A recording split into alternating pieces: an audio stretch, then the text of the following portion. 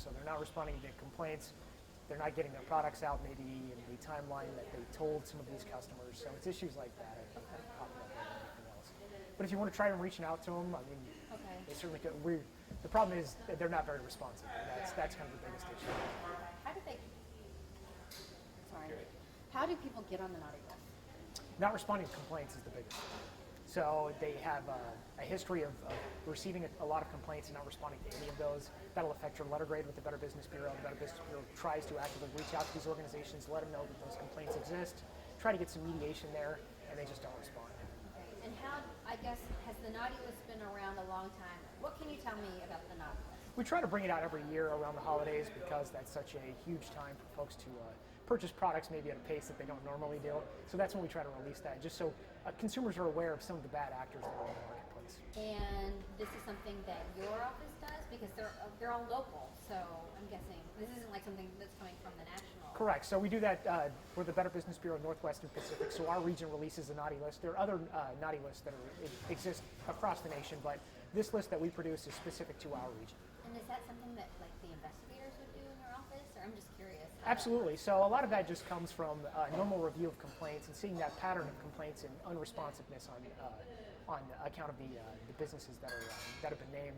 Our investigation unit does actively check to make sure that those businesses, number one, exist, that they're located at the addresses that they say they are, and sometimes those results aren't as favorable as we'd like them to be. And what should customers know about that, or consumers know? So the big thing is just to always do your research before you purchase a product. So especially one where you're purchasing online, that's an opportunity for you to get taken advantage of, and some of these businesses that you hope exist maybe don't, or maybe don't exist in the way that you want them to. So always do your research, check bbb.org, you can look by industry, you can look by organization, you can review those complaints yourself and use that information as the basis for making some consumer decisions.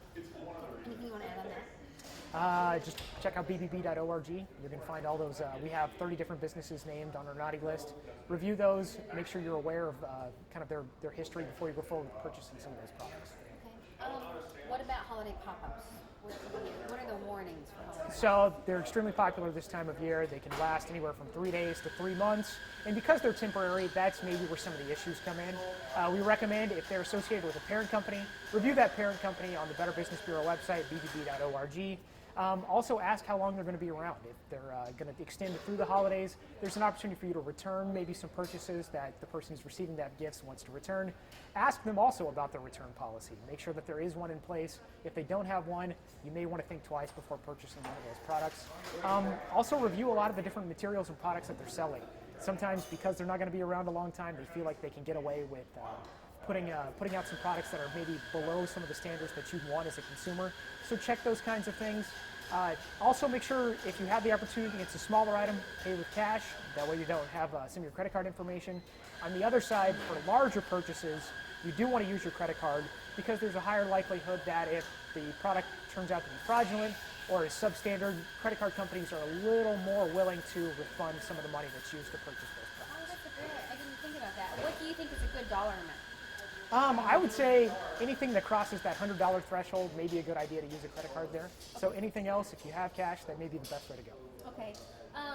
What do you think? Let's talk about holiday returns. Sure. Because there have to be, so many people will be returning, so what are the tips to make it easier?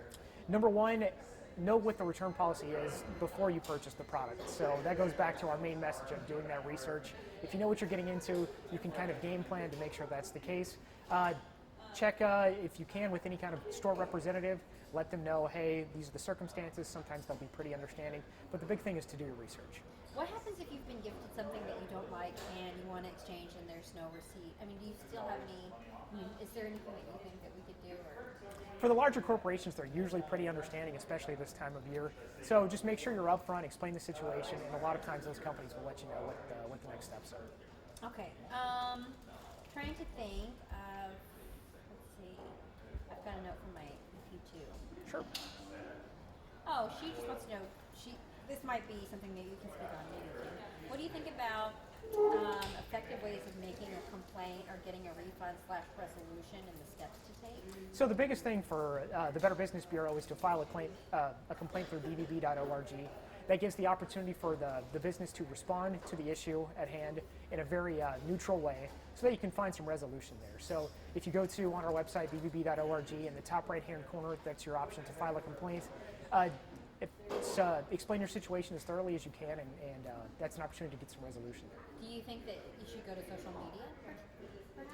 That sometimes we recommend maybe social media before you purchase. So if you're unsure about the company or the product that you're going through there, chat with some friends, see if they have some firsthand experience of what's going on there. It's a good way of kind of getting being proactive before you purchase rather than just having to be reactive. Being reactive, you have fewer options as a consumer. Sure. Let's see, what else was there? Oh, holiday shipping. Now that you purchase your gifts, make sure they make it to their intended recipients without a hitch. How do we know that? So that's a big deal right now. Some people may already be done with some of their Christmas shopping. The big thing is whenever you want to send those gifts and make sure that they land at the recipient that you want, take the proper steps. So if there's an opportunity to get a signature for the recipient, that way you know that it at least was received by someone, hopefully by the intended guest. If you're the person receiving the gift, check with your employer. See if it's possible to leave that package at your work site so that you can pick it up and it's got some safekeeping there. Also, it's an extra fee, but it's worth it if you can pay for that insurance. So things get lost along the way. That's some backup in case that happens. Oh yeah, that's a good idea too, because my mom won't send anything anymore because she's afraid that it's going to get lost. We had something happen recently at our house even where it's one of those that it's tough. If it's one of those hard to find items, you're kind of just out of luck there. So it's good to have that insurance when you have it. I think the online shopping I think we've done probably a lot of that, but is there anything that maybe I'm missing? I would go back to the credit card theme again. So online shopping, you're kind of at the mercy of the organization that you're purchasing from there. Just because you're not interfacing, there are no faces to put to names sometimes.